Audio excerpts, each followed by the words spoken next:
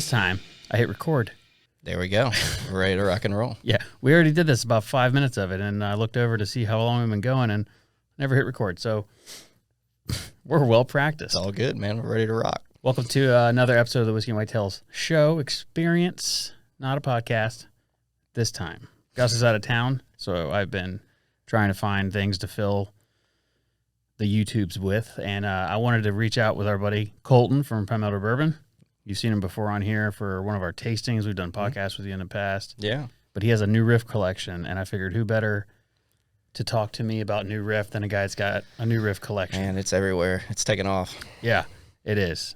These are all single barrels, and I wanted to bring up before we even get into it, on the backs of all single barrels that he brought, they have stickers on them. And I was listening to Ken Lewis, which is the owner of New Riff, and he was discussing that he didn't like that people were putting stickers on it. He just didn't want people to see these stickers and think New Riff did this. So as we go through some of these, I don't know, I didn't really look at them when you brought them in, but as we go through some of these, know that New Riff did not do this. This is a private club or a store pick or a liquor store.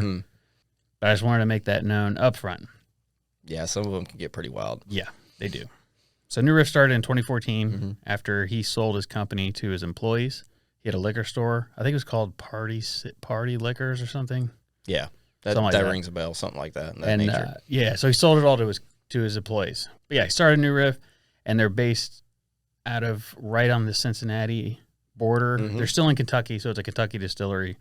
They make a lot of rye, and that's kind of their malted rye too that they started doing. Their malted rye, absolutely delicious. Yeah. Yes, I'm really looking forward to going to Kentucky in a couple of weeks and trying to find some of the stuff in the store. Yeah, it's crazy. They're technically still a craft distillery at this point, and the products they're putting out is just very complex for what they're offering for single barrels. You know, their age ranges from anywhere from 4 to 6 years, usually in that primary range for them. Yeah, I know they do a lot of bottle and bonds, which are 100 proof, minimum 4 years. A lot of bottle and bond, so that's just a regular. So they do a lot of bottle and bond. Even their single barrels, most of their single barrels end up being bottle and bonds, neither they too, but their single barrels end up ranging anywhere from the 100 proof range to 120 is where they keep them.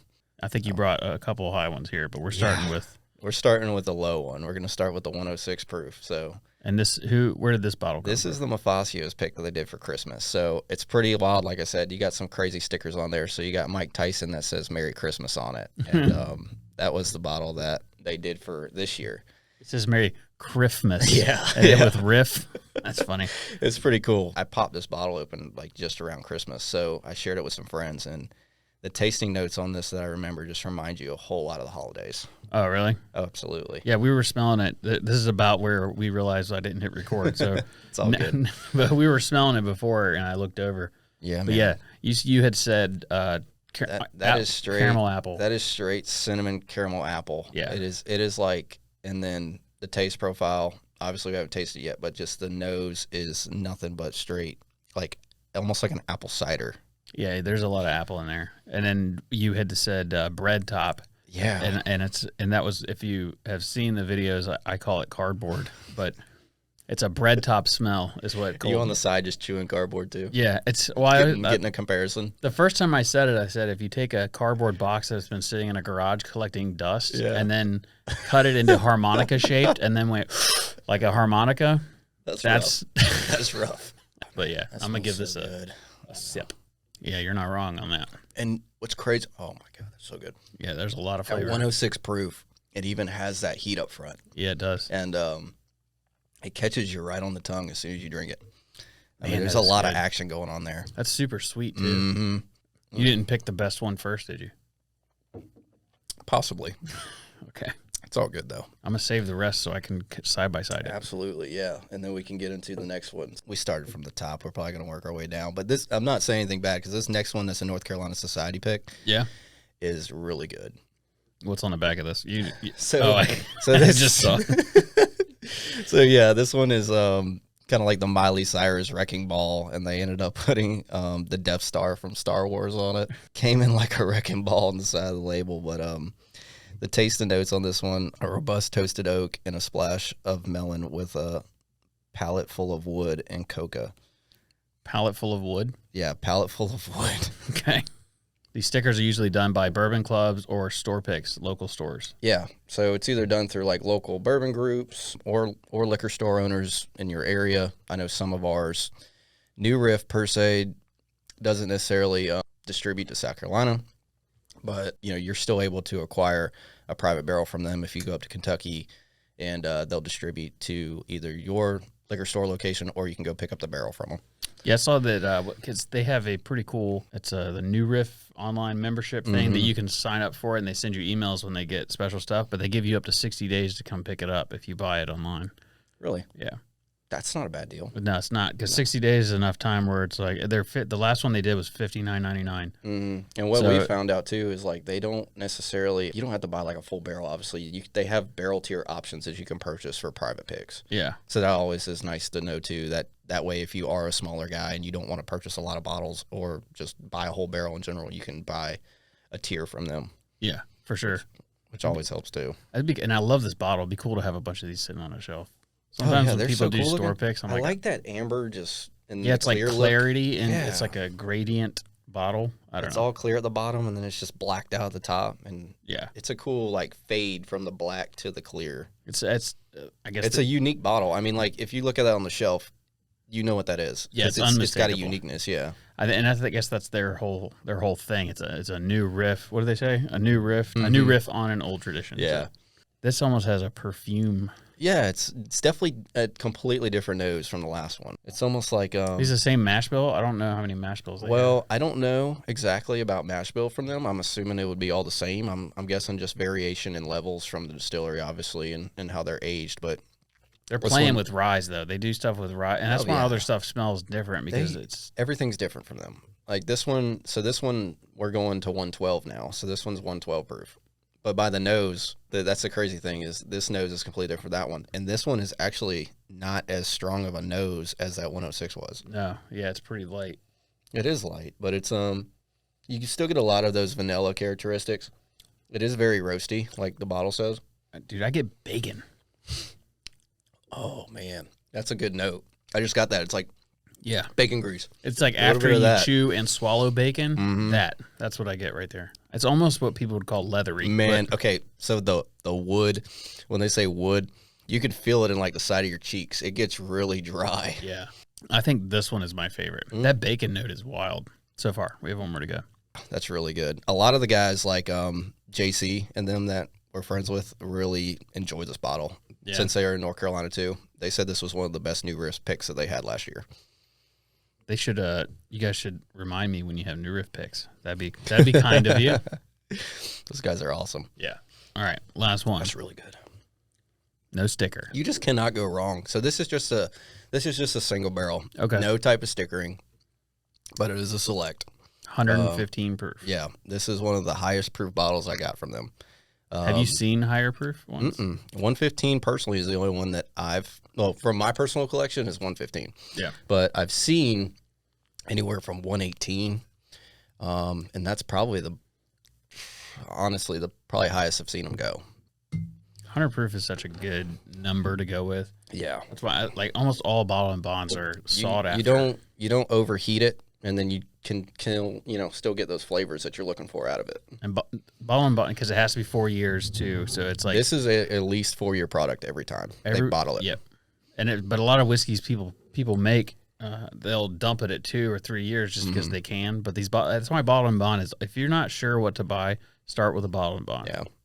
So I had this this bottle, man. I've been putting a hurting on it, obviously, but I had it last year. Took it on our anniversary trip in March, and it was like a cool night in Savannah, nothing crazy going on. And I popped that bad boy open, and you would have thought it was like 100 degrees. I mean, this thing drinks really hot from what I remember. Yeah. Yeah. Looks like you've had some of it. Oh, I've put a dent in it. It's about half. It's not bad. Man, that's a caramel bomb. Yeah, I get a lot of caramel in it.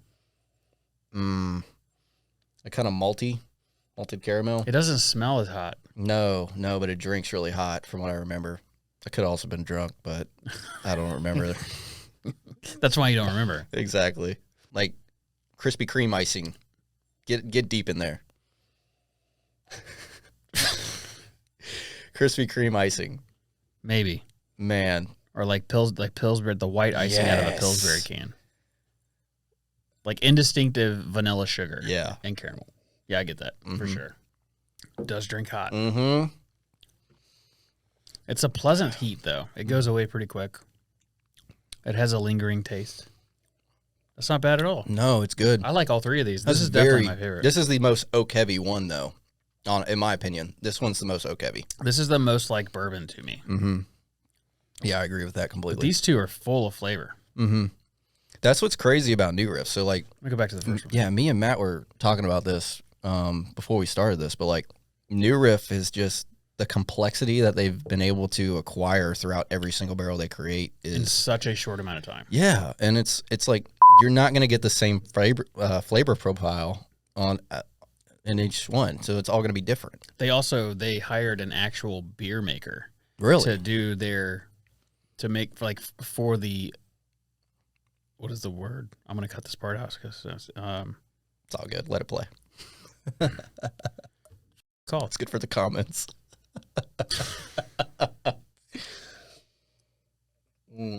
Their mash, when they make the mash, they hired an actual. Yeah, it's like they hired an actual. I don't have to look it up or anything. I'm just.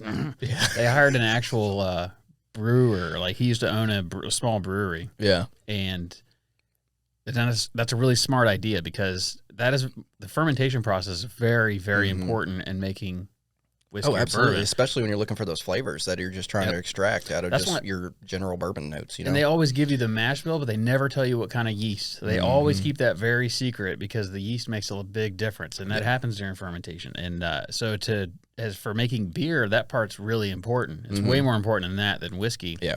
But when you start experimenting with different types of mash, I feel like you can make. I mean, clearly they're doing crazy things at a very young distillery. It's crazy what just master distillers and just creating different mash bills can do. I mean, just with these three, none of them taste the same. No, they're all different. And I don't think I've ever had one that's tasted similar to another one. Which is funny because other than like this number in the bottom corner, if it didn't have a sticker on it, if you saw this in a store, you would think all three of these were the same thing. Yeah, exactly.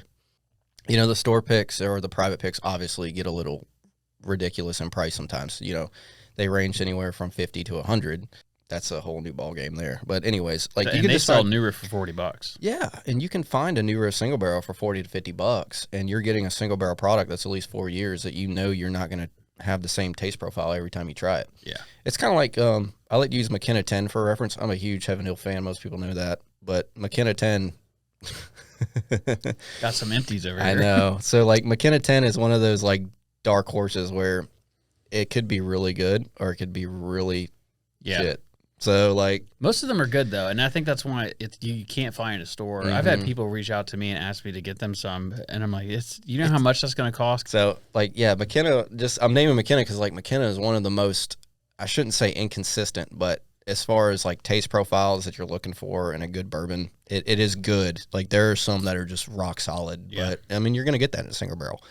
But there's a lot of times where you will get those inconsistencies with them. But I would say that's the one that I own personally that has the most deviation as far as like quality. Yeah, you picked really good ones. You had a bunch, but if you go to our Instagram page, scroll down a little bit, I have a picture from his house of a bunch of New Riff bottles, and you can kind of look and see a bunch of different labels. Yeah, this is I always tell people if you're looking for a bottle to collect, these are pretty much your go-to, just from a price standpoint and quality that you're going to get on a taste profile.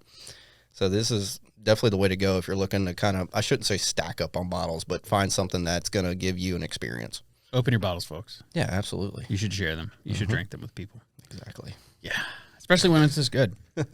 Yeah, that second one. You don't want to drink by yourself. No. They, I will say, I can't get over this Christmas. Yeah, I saved that one to revisit. That Merry Riffmas, man, is one. I guess it's just from the experience I had with it, and that's what this is about too, is experience. Absolutely. I mean, that New Riff pick when I had it during Christmas time was like, you knew it was the holidays. You have that, you sit back. It was cold outside during Christmas time in the South finally. Get a little fire going. Yeah, man. It's just like, that was perfect. You cannot get away from that salted caramel apple. I mean, it's... from the first one? Yeah, even after drinking these two and going back to this, it's still a lot, very strong apple. Mm-hmm. Yeah, it's so good. It's like I said, it's like a warm apple cider, and you still get that cinnamon off it. I would hate to ruin it and put it in an apple cider, but I bet it'd be really good in one. If you didn't like to drink straight whiskey, throw a shot of that in apple cider. I wonder if Gus can taste our tasting notes right now. Probably. He's getting really good at it. Yeah. But now, got corn. Yeah, got corn. Exactly. My wife got me this shirt from simple and sweet. From literally. Where did she go? Iowa. Yeah. I guess there's a lot of corn there, and she saw it in the airport or something. And I said, she was like, "Look at this! Look how weird this place is. They have hoodies for corn." I was like, "Get me one right now, right now." Probably had John Deere's for sale out front. Yeah, it's even in John Deere green, green and yellow. But yeah, so that's it. That wraps it up. That was easy. Thanks for doing that. Absolutely. Is there anything you wanted to say about New Riff before we shut her down? Nothing, man. I'm just happy that they continue to put out good products. It's cool to see a craft distillery like them continue to grow. It's nice to have new variations in the market outside of your major distilleries that we know about. And if you're looking for a good bottle to pick up, I totally recommend this. Absolutely. I do too. I do too. Well, cheers to y'all. Thanks for watching. Absolutely. And we'll see you the next time. Absolutely.